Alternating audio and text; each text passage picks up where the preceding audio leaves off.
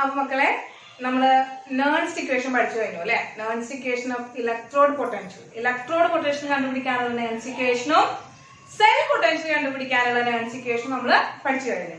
അടുത്തത് ഈ ഇക്വിലിബ്രിയം കോൺസ്റ്റന്റും എന്താണ് ഇക്വിലിബ്രിയം കോൺസ്റ്റന്റും നേൺസ്റ്റ് ഇക്വേഷൻ തമ്മിലുള്ള റിലേഷൻഷിപ്പ് ആണ് നമുക്ക് പറയാനായിട്ട് പോകുന്നത്. അതായത് equilibrium constant from Nernst equation നിന്ന് കിട്ടുന്ന ഇക്വിലിബ്രിയം കോൺസ്റ്റന്റ് ആണ് നമ്മൾ അടുത്തത് പറയാനായിട്ട് പോകുന്നത്. അപ്പൊ നോക്കുക മക്കളെ, എന്താണ് നമ്മൾ പുതിയ ടോപ്പിക്? ഈ ടോപ്പിക് എന്ന് പറയുന്നത് ഇക്വിലിബ്രിയം കോൺസ്റ്റന്റ്. എന്താണ് മക്കളെ ഇക്വിലിബ്രിയം കോൺസ്റ്റന്റ് എന്ന് പറയുന്നത്? Kc ആണ് ഇക്വിലിബ്രിയം കോൺസ്റ്റന്റ്. അപ്പൊ ഇക്വിലിബ്രിയം കോൺസ്റ്റന്റ് ഫ്രം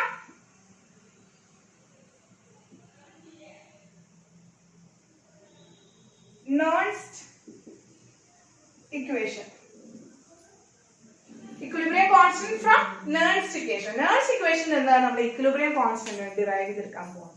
ഓക്കെ, അപ്പോ അതിനു മുമ്പ് ടീച്ചർ ഒരു കണ്ടീഷൻ പറയാം. എന്താണെന്ന് വെച്ചാല് ഇപ്പോ നമ്മള് ഒരു ZnCu സെൽ കൺസ്ട്രക്ട് ചെയ്യാൻ പോവാണ്. ZnCu സെൽ എന്ന് വെച്ചാൽ അതാണ് Daniel cell.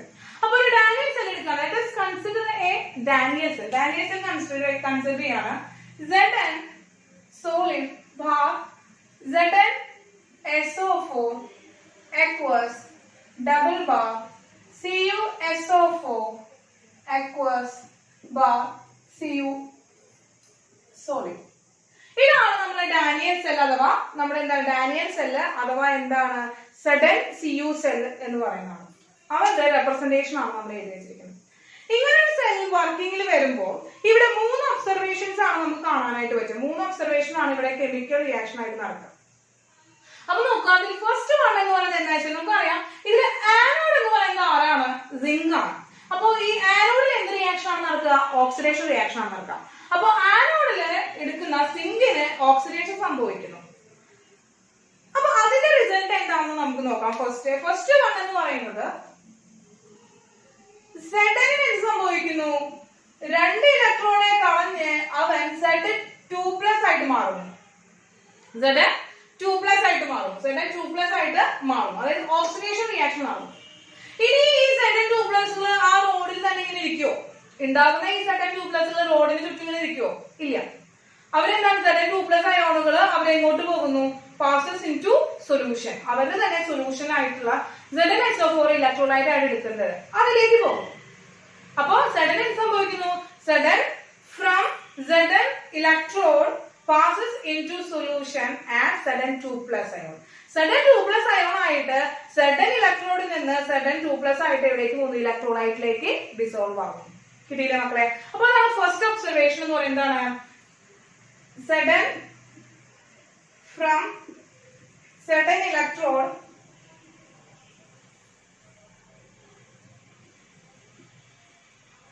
dissolved into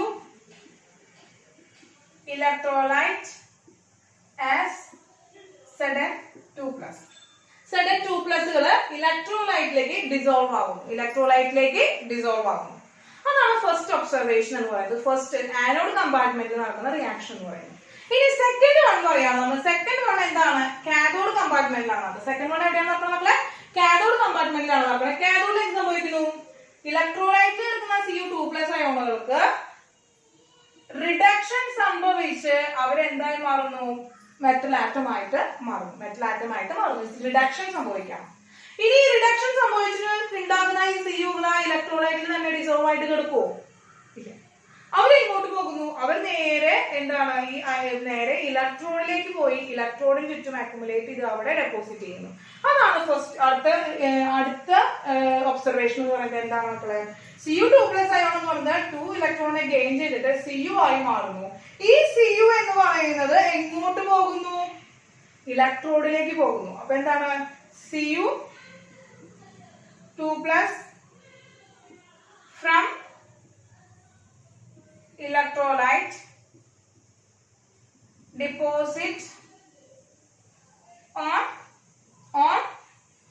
Cu electrode as Cu.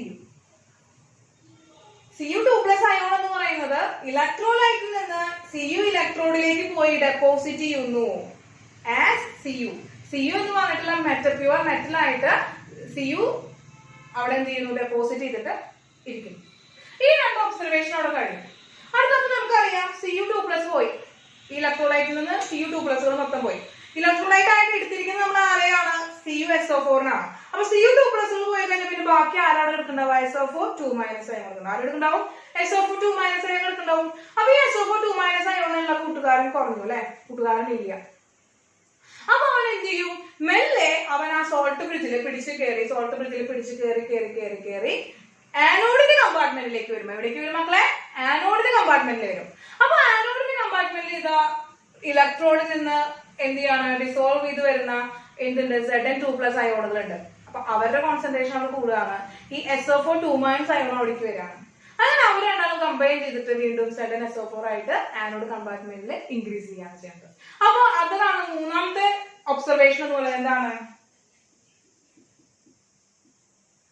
SO4 2- from electrolyte അല്ലെങ്കിൽ ഫ്രം ഇലക്ട്രോലൈറ്റ് എന്ന് പറയുന്ന രണ്ടാൾക്കാരുണ്ടല്ലോ. അപ്പൊ നമുക്ക് from CuSO4 passes into Zn-SO4 through salt bridge. Salt ബ്രിഡ്ജിലൂടെ പിടിച്ചു കയറിയിട്ട് അവൻ ഇവിടേക്ക് വരുന്നു, ആനോഡിന്റെ കമ്പാർട്ട്മെന്റിലേക്കായിട്ട് വരുന്നു. മനസ്സിലായില്ലേ മക്കളെ? അപ്പൊ ഈ മൂന്ന് ഒബ്സർവേഷൻസ് ആണ് ആ ഒരു സെല്ലില് നടക്കുന്നത്. അപ്പൊ ഈ മൂന്ന് ഒബ്സർവേഷന്റെ ഫലമായിട്ട് ഇവിടെ രണ്ട് റിസൾട്ട് ആണ് ഉണ്ടാവുക. രണ്ട് റിസൾട്ട് എന്ന് പറഞ്ഞിട്ട് നോക്കുക. Zn from Zn ഇലക്ട്രോണിൽ നിന്ന് dissolve into electrolyte and Zn2+. Zn2+കളും ഈ വരുന്ന SO4 2- എങ്ങോട്ട് വരികയാണ്, ആനോഡിലെ വരികയാണ്. അപ്പൊ ആനോഡില് ടോട്ടൽ ആര് വന്നു, Zn2+ വന്നു, SO4 2- കൂടുതലായിട്ട് വന്നു. ഉണ്ടായിരുന്നതിനേക്കാളും അവര് കൂടുതലായി, Zn2+ കൂടുതലായി, SO4 2- കൂടുതലായി. അപ്പൊ അവർ രണ്ടാളും കൂടി കമ്പൈൻ ചെയ്യുമ്പോ Zn-SO4ന്റെ കോൺസെൻട്രേഷൻ എന്ത് ചെയ്യുന്നു മക്കളെ, ഇൻക്രീസ് ചെയ്യുന്നു.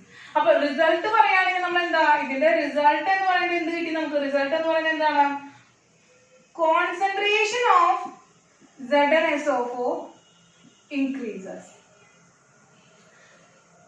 Zn-SO4ന്റെ കോൺസെൻട്രേഷൻ എന്ത് ചെയ്യുന്നു, ഇൻക്രീസ് ചെയ്യുന്നു ആണല്ലോ. എന്തുകൊണ്ടാണ്, ഇവിടെ ഓക്സിഡേഷൻ വഴി ഉണ്ടാകുന്ന Zn2+ഉം കാഥോഡിന്റെ ഭാഗത്ത് നിന്ന് വരുന്ന SO4 2- ആനോഡിൽ വെച്ച് അവർ കമ്പൈൻ ചെയ്തിട്ട് Zn-SO4 ആയിട്ട് വരികയാണ്. അങ്ങനെ വരുമ്പോൾ അവിടെ Zn-SO4ന്റെ കോൺസെൻട്രേഷൻ ഇൻക്രീസ് ചെയ്യും. അത്രയും. ഇനി നോക്കുക, ആനോഡിന്റെ ഭാഗം കഴിഞ്ഞു. കാഥോഡിൽ എന്ത് സംഭവിക്കുന്നു, കാഥോഡ് കമ്പാർട്ട്മെന്റിൽ എന്ത് സംഭവിക്കുന്നു. കാഥോഡ് കമ്പാർട്ട്മെന്റിൽ നോക്കുമ്പോൾ എന്താണ്, Cu2+ മാറി Cu ആയിട്ട് പോയി, SO4 2- ഉണ്ടായിരുന്നതും ആനോഡിന്റെ ഭാഗത്ത് പോയി.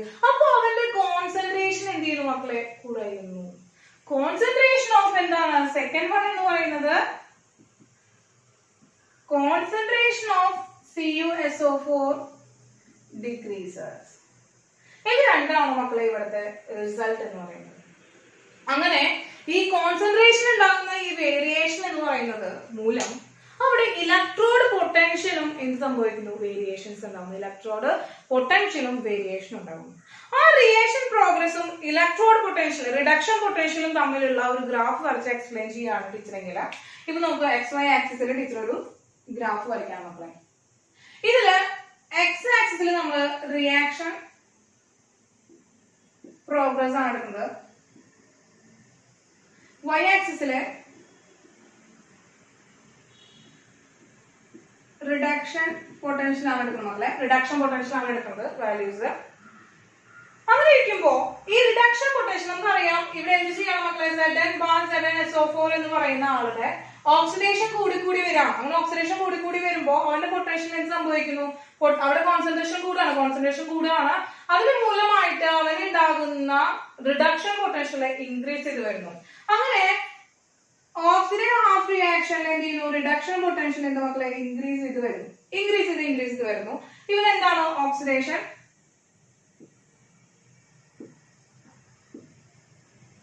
ഹാഫ് റിയാക്ഷൻ ആണ് ഇവിടെ നടക്കുന്നത്. ഇത് ഓക്സിഡേഷൻ ഹാഫ് റിയാക്ഷന്റെ ഗ്രാഫാണ്. ഇനി ഇതുപോലെ റിഡക്ഷൻ കാഥോഡിന്റെ ഭാഗത്ത് എന്ത് സംഭവിക്കുന്നു, റിഡക്ഷൻ മൂലം Cu2+ന്റെ എന്താണ് കോൺസെൻട്രേഷൻ കുറഞ്ഞു വരികയാണ്. അവന്റെ റിഡക്ഷൻ പൊട്ടൻഷ്യൽ എന്ത് ചെയ്യുന്നു? കുറഞ്ഞു വരുന്നു. അവന്റെ റിഡക്ഷൻ പൊട്ടൻഷ്യൽ കുറഞ്ഞു വരുന്നു. വരുന്നു. അപ്പൊ ഇതെന്താണ്? റിഡക്ഷൻ ഹാഫ് റിയാക്ഷൻ ആണ് ഈ ഗ്രാഫ്. അങ്ങനെ ഒരു പെർട്ടിക്കുലർ പോയിന്റിൽ എത്തുമ്പോൾ മക്കളെ, അവർ രണ്ടാളുടെയും റിഡക്ഷൻ പൊട്ടൻഷ്യൽ എന്തായി? ഈക്വൽ ആയി. ആരുടെയാണ്? ഇപ്പൊ നമ്മുടെ ഓക്സിഡേഷൻ ഹാഫ് റിയാക്ഷന്റെയും റിഡക്ഷൻ ഹാഫ് റിയാക്ഷന്റെയും റിഡക്ഷൻ പൊട്ടൻഷ്യൽ ഒരു പെർട്ടിക്കുലർ സ്റ്റേറ്റിൽ എത്തുമ്പോൾ എന്താണ്? ഈക്വൽ ആയി. അങ്ങനെ വരികയാണെങ്കിൽ ആ സ്റ്റേറ്റിനെയാണ് നമ്മൾ എന്ന് പറയുന്നത് ഇക്വിലിബ്രിയം എന്ന് പറയുന്നത്. അപ്പൊ ഈ ഒരു പോയിന്റിൽ വെച്ചിട്ട് എന്താണ്? ഇക്വിലിബ്രിയം അറ്റൈൻ ആയി. അവിടെ വെച്ച് ഇക്വിലിബ്രിയം അറ്റൈൻ ആയി. അപ്പൊ ഇതാണ് നമ്മുടെ എന്താണ് ഒരു റിയാക്ഷൻ നടക്കുമ്പോൾ, ഒരു സെൽ വർക്കിംഗിലായിരിക്കുമ്പോൾ അവിടെ വെച്ചിട്ട് ഒരു ഇക്വിലിബ്രിയം സ്റ്റേറ്റ് അറ്റൈൻ ചെയ്യാണ്. അങ്ങനെ ഇക്വിലിബ്രിയം സ്റ്റേറ്റ് അറ്റൈൻ ചെയ്യുന്നതിന്റെ ഫലമായിട്ട് നമുക്ക് എന്താ കിട്ടിയത്? ഈ കാഥോഡ് ഈസ് ഈക്വൽ ടു ഈ ആനോഡ് എന്നായില്ലേ മക്കളെ? ഈ കാഥോഡിന്റെ റിഡക്ഷൻ പൊട്ടൻഷ്യലും ആനോഡിന്റെ റിഡക്ഷൻ പൊട്ടൻഷ്യലും ഇക്വിലിബ്രിയം സ്റ്റേറ്റിൽ വരുമ്പോൾ ഈക്വൽ അല്ലേ? അങ്ങനെയാണെങ്കിൽ ഈ കാഥോഡ് ഈസ് ഈക്വൽ ടു ഈ ആനോഡ് ആണ്. അങ്ങനെ ആ സ്റ്റേറ്റിൽ വരുന്ന ഈ സെൽ നമ്മൾ നെവൻസ് ഇക്വേഷൻ ആണ് പറയുന്നതെങ്കിൽ ഈ സെൽ ആണ് പറയാം. അപ്പൊ ഈ സെൽ ഈസ് ഈക്വൽ ടു എന്താണ് നമുക്ക് എന്താണ്? ഈ കാഥോഡ് മൈനസ് ഈ ആനോഡ് ആണ്. അവന് എന്തായി മക്കളെ? ഈ സെൽ ഈസ് ഈക്വൽ ടു 0 കിട്ടി. അപ്പൊ ഒരു ഇക്വിലിബ്രിയം അറ്റൈൻ ചെയ്യുകയാണെങ്കിൽ അവിടുത്തെ സെൽ പൊട്ടൻഷ്യൽ എന്ന് പറയുന്നത് 0 ആയിരിക്കും. അപ്പൊ ഇക്വിലിബ്രിയം അറ്റൈൻ ചെയ്യുന്നത് നമുക്ക് എങ്ങനെ കാണിക്കാം? Zn plus Cu2 plus gives Cu plus Zn2 plus. ഇവിടെ ഇക്വിലിബ്രിയം അറ്റൈൻ ചെയ്തതാണ് ഇക്വിലിബ്രിയം ആരോസ് ഇട്ട് കാണിക്കാനായിട്ട് പറ്റും. കിട്ടിയോ മക്കളെ? അപ്പൊ ഇതാണ് എവിടെ നടന്നത്? ഇപ്പൊ നമ്മുടെ ഡാനിയൽ സെല്ലില് ഇക്വിലിബ്രിയം അറ്റൈൻ ചെയ്ത കണ്ടീഷൻ ആണ് ടീച്ചറോട് പറഞ്ഞത്. അങ്ങനെ ഇക്വിലിബ്രിയം അറ്റൈൻ ചെയ്യുകയാണെങ്കിൽ ഈ ഒരു റിയാക്ഷന്റെ ഇക്വിലിബ്രിയം കോൺസ്റ്റന്റ് എന്തായിരിക്കും? ആ റിയാക്ഷന്റെ ഇക്വിലിബ്രിയം കോൺസ്റ്റന്റ് എന്തായിരിക്കും? Kc is equal to നമുക്കറിയാം എന്താ? Kc is equal to എന്താണ്? കോൺസെൻട്രേഷൻ ഓഫ് പ്രൊഡക്റ്റ് ആണ്. കോൺസെൻട്രേഷൻ ഓഫ് പ്രൊഡക്റ്റ് എന്താ? Cu into Zn2 plus divided by Zn by Cu2 plus ആണ് വരിക. ഇതാണ് ഇക്വിലിബ്രിയം കോൺസ്റ്റന്റ്. അപ്പൊ ഇന്നലെ നമ്മൾ കണ്ടീഷൻ പഠിച്ചത് എന്താണ്? Pure solid, pure liquid and gas at 1 atm pressure ആയിരിക്കുമ്പോൾ അവരുടെ കോൺസെൻട്രേഷൻ ഈക്വൽ ടു 1 ആയിരിക്കും. അങ്ങനെ സിയുടെ കോൺസെൻട്രേഷനും സെഡിന്റെ കോൺസെൻട്രേഷനും 1 ആയിട്ട് പോയി. അങ്ങനെ നമുക്ക് എന്താ? Equilibrium constant is equal to എന്ത് കിട്ടി മക്കളെ? Zn2 plus by Cu2 plus എന്ന് മാത്രമായി ഇക്വിലിബ്രിയം കോൺസ്റ്റന്റ് എന്ന് പറയുന്നത്. കിട്ടിയില്ലേ മക്കളെ? അപ്പൊ ഇക്വിലിബ്രിയം കോൺസ്റ്റന്റ് നമുക്ക് കിട്ടിയ എന്താണ്? Zn2 plus by Cu2 plus ആണ്. ഇനി ഇവരുടെ നേഴ്സ് ഇക്വേഷൻ എഴുതിയാലോ നമുക്ക്? Nurse equation of Daniel cell. അതിന് തന്നെ നേഴ്സ് ഇക്വേഷൻ എഴുതുകയാണെങ്കിൽ E cell is equal to E0 cell minus RT by NF ln concentration of Zn2 plus by Cu2 plus എന്നല്ലേ nurse equation. അപ്പൊ nurse equation നമ്മൾ ഈ ഒരു equilibrium കണ്ടീഷനിൽ എടുക്കുകയാണെങ്കിൽ നമുക്ക് എന്ത് എഴുതാം മക്കളെ? ഇക്വിലിബ്രിയം കണ്ടീഷൻ എടുക്കുകയാണെങ്കിൽ 0 is equal to E0 cell minus RT by NF ln Zn2 plus by Cu2 plus എന്ന് പറഞ്ഞാൽ എന്തായി മക്കളെ? is equal to Kc ആണ്. ഇക്വിലിബ്രിയം കോൺസ്റ്റന്റ് ആണ്. അപ്പൊ ln Kc എന്ന് എഴുതാനായിട്ട് സാധിക്കും. ഇപ്പൊ എന്താണ്? E0 സെൽ 0 ആണ്. E0 സെല്ലിന് ഇങ്ങോട്ട് വന്നു. E0 സെല്ല് ഇങ്ങോട്ട് വരാണെങ്കിൽ എന്തായി വന്നു?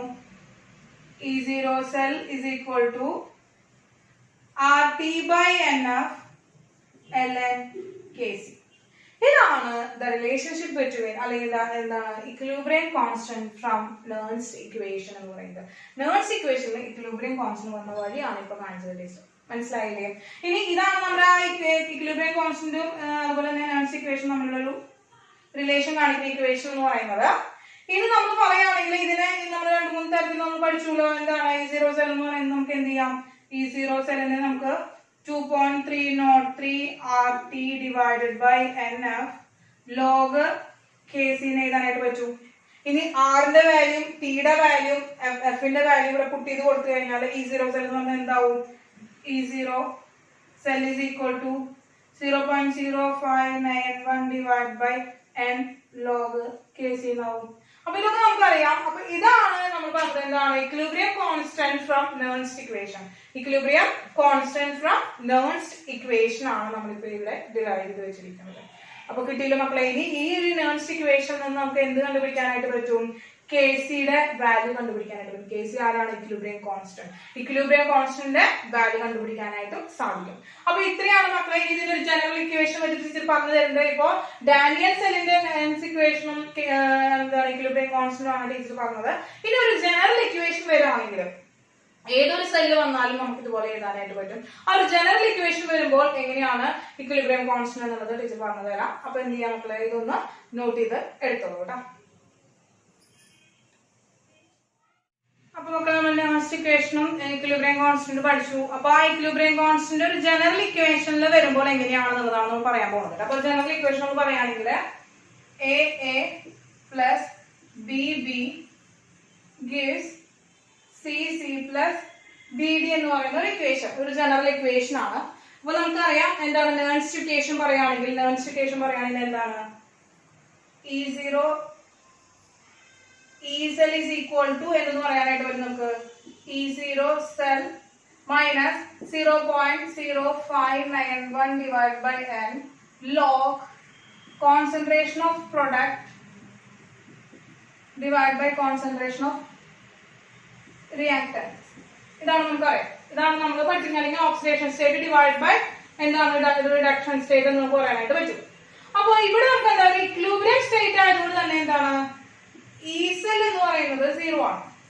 നമുക്ക് എങ്ങനെ എഴുതാം? 0 is equal to E0 cell minus 0.0591 divided by n log concentration of C raised to C into concentration of D raised to D divided by concentration of A raised to A into concentration of B raised to B എന്ന് എഴുതാനായിട്ട് സാധിക്കും. അപ്പൊ നമുക്ക് ഈ cell എടുത്തൂടെ? E0 cell എന്ന് പറയുന്നത് E0 cell is equal to 0.0591 divided by n log. നോക്കൂ മക്കളെ, concentration of C raised to C into concentration of D raised to D divided by concentration of A raised to A into concentration of B raised to B എന്ന് പറയുന്നത് എന്താണ്? Equilibrium constant. അങ്ങനെയാണ് നമ്മൾ എന്തായിട്ട് equilibrium constant എന്താണ്? The ratio of the concentration from product to the concentration of reactant എന്ന് പറയുന്നത് എന്താണ്? അവിടുത്തെ ഇക്വിലിബ്രിയം കോൺസ്റ്റന്റ് ആണ്. അപ്പൊ നമുക്ക് അവൻ എന്താണ് log KC എന്ന് എഴുതാനായിട്ട് സാധിക്കും. അപ്പൊ നമുക്ക് ഇതാണ് ഒരു ജനറൽ ഇക്വേഷൻ വെച്ചിട്ട് നമ്മൾ പറയുകയാണെങ്കിൽ ഇതാണ് log KC ആയിട്ട് മാറിയത്. അപ്പൊ നമുക്ക് log KC ഇട്ടപ്പോ എന്താണ്? E0 cell is equal to 0.0591 divided by n is equal to log KC. അപ്പൊ നമുക്ക് KCയുടെ കാര്യമാണ് കണ്ടുപിടിക്കുന്നത്, അതായത് ഇക്വിലിബ്രിയം കോൺസ്റ്റന്റ് ആണ് കണ്ടുപിടിക്കുന്നതെങ്കിൽ നമ്മൾ എന്ത് ചെയ്യണം? log KC is equal to ബാക്കിയൊക്കെ ഇങ്ങോട്ട് വരുന്നത് എന്താണ്? n E0 cell divided by 0.0591. അപ്പോ log KC ആണ് കിട്ടിയത്. വെറും KC ആണ് വേണ്ടത്. അപ്പൊ ലോഗിനെ നമ്മൾ എന്താണ് ഓപ്പോസിറ്റിലേക്ക് കൊണ്ടുപോകുമ്പോൾ എന്താണ്?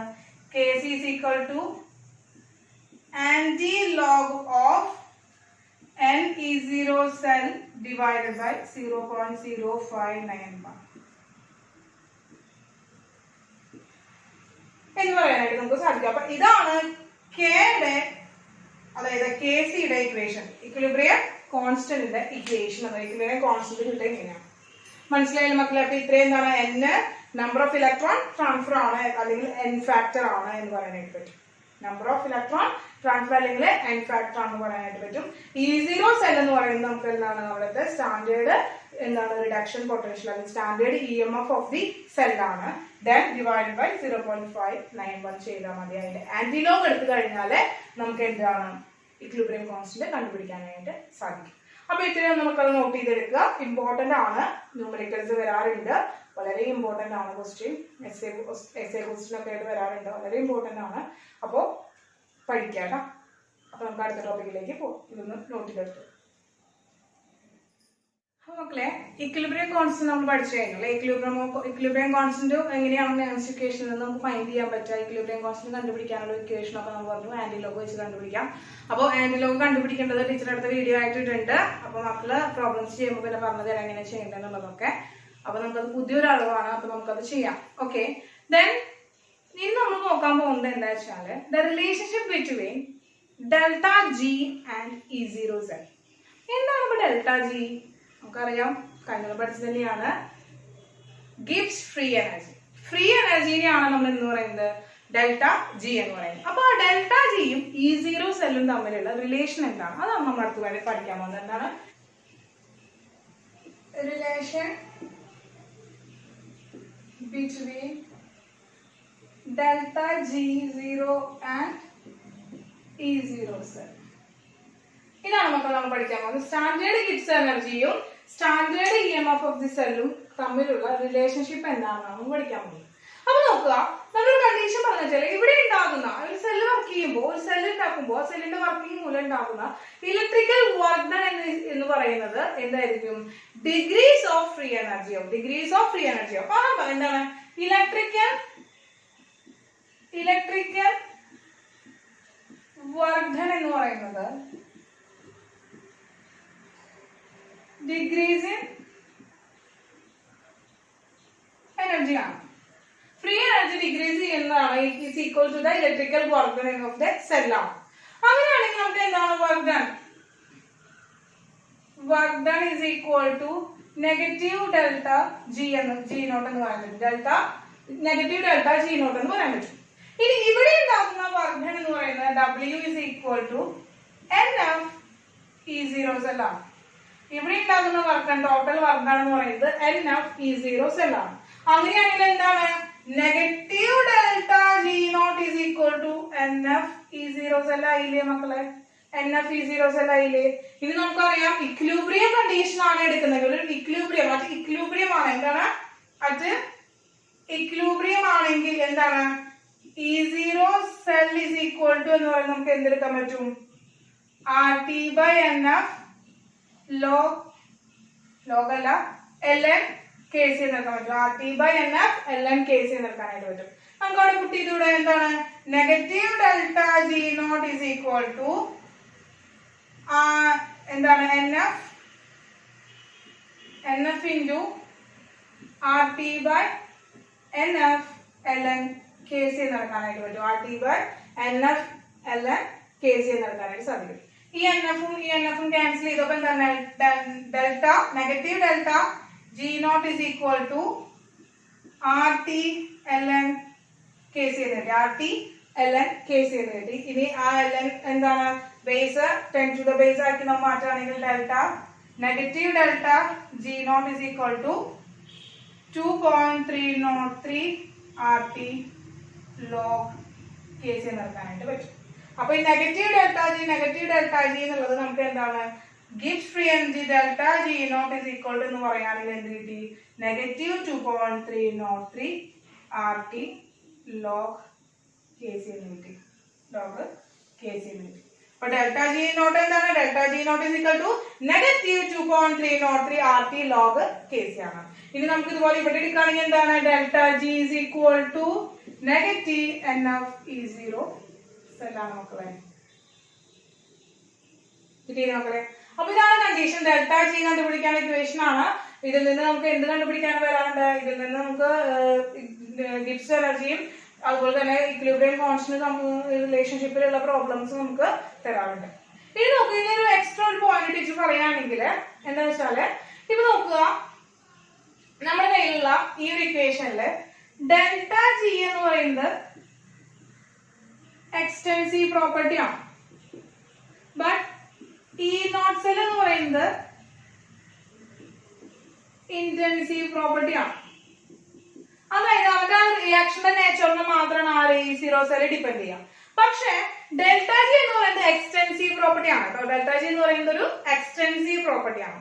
അതുകൊണ്ട് എങ്ങനെയാണ് എക്സ്റ്റെൻസീവ് പ്രോപ്പർട്ടി എന്ന് പറയുന്നത് വെച്ച് കഴിഞ്ഞാൽ നമ്മൾ നോക്കുകയാണെങ്കിൽ ഇപ്പോ CU 2 plus Zn gives Zn 2 plus CU എന്ന് പറയുന്ന ഇക്വേഷൻ ആണെങ്കിൽ ഇതിന്റെ ഡെൽറ്റ ജി എന്താണ്? ഡെൽറ്റ ജി നമ്മൾ എടുക്കുകയാണ് നെഗറ്റീവ് NF(E0 സെൽ എന്നാണ് നമ്മൾ എടുക്കുന്നത്. നെഗറ്റീവ് NF(E0 സെൽ എന്നാണ് നമ്മൾ എടുക്കണമെങ്കിൽ ഇനി ഇതിന്റെ നമ്പർ ഓഫ് ഇലക്ട്രോൺസ് ട്രാൻസ്ഫർ നമ്മൾ മാറ്റിയിട്ട് ഇതേ ഇക്വേഷൻ വേറെ രീതിയിൽ എഴുതുകയാണ് നമ്മളിപ്പോ 2CU 2 plus 2Zn gives 2Zn 2 plus 2CU എന്ന് പറയുമ്പോൾ ഇവിടുത്തെ ഇലക്ട്രോൺ ട്രാൻസ്ഫർ എന്തായി? Delta G is equal to നമുക്ക് എന്താ NF(E0 സെൽ തന്നെയാണ്. പക്ഷെ എന്നിന്റെ വാല്യൂ എന്തായി?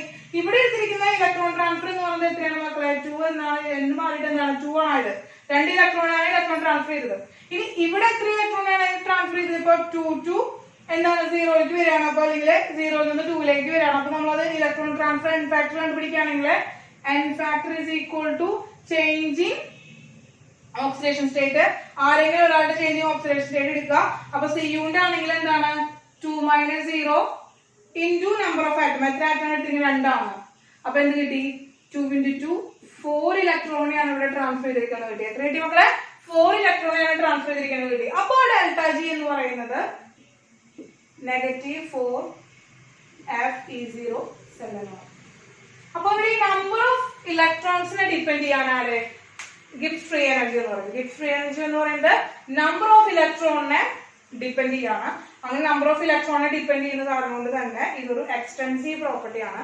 പക്ഷേ E0 സെൽ ഒരു ഇന്റൻസീവ് പ്രോപ്പർട്ടി ആണ്. E0 സെൽ ഒരു ഇന്റൻസീവ് പ്രോപ്പർട്ടി ആണ്. പിന്നെ ഒരു കാര്യം പറയാനുള്ളത് ഡെൽറ്റ ജി ഡിഫറെന്റ് ഒരേ റിയാക്ഷന് ഡിഫറെന്റ് എന്താണ് ഡെൽറ്റ ജികൾ തരാണ്. ഡിഫറെന്റ് റിയാക്ഷനുകളുടെ ഡെൽറ്റ ജികൾ തന്നു കഴിഞ്ഞാൽ അവരെ നമ്മൾ എന്താണ് ഒരിക്കലും ഡയറക്റ്റ് സബ്സ്ട്രാക്ഷൻ മെത്തേഡ് വെച്ചിട്ട് നമുക്ക് കണ്ടുപിടിക്കാനായിട്ട് പറ്റില്ല. അതിന്റെ എക്സാമ്പിൾ ഒക്കെ ടീച്ചർ എന്ത് ചെയ്യാൻ ടീച്ചർ നമുക്ക് പ്രോബ്ലംസ് ചെയ്യുമ്പോഴായിട്ട് എക്സ്പ്ലെയിൻ ചെയ്യാം. അപ്പോൾ ഇത്രയും കാര്യങ്ങൾ എന്റെ മക്കൾ എന്ത് ചെയ്യുക? ഒന്ന് ഓർത്ത് വെക്കുക. കാരണം എന്താണ് relation between delta G0 and E0 cell ആണ്. ഡെൽറ്റ G0 എന്ന് വെച്ചാൽ ഗിബ്സ് ഫ്രീ എനർജി ആണ്. ആൻഡ് E0 സെൽ എന്താണ്? സ്റ്റാൻഡേർഡ് EMF ഓഫ് സെൽ അല്ലെങ്കിൽ സ്റ്റാൻഡേർഡ് സെൽ പൊട്ടൻഷ്യൽ എന്ന് പറയാനായിട്ട് പറ്റും. ഇമ്പോർട്ടന്റ് ആണ് മക്കളെ, ന്യൂമറിക്കൽസ് വരാറുണ്ട് കേട്ടോ. അപ്പൊ ഇത്രയും ഓർത്ത് വെച്ച് എന്താ എഴുതി വെച്ച് പഠിച്ച് ഇരിക്കാം കേട്ടോ. Thank you.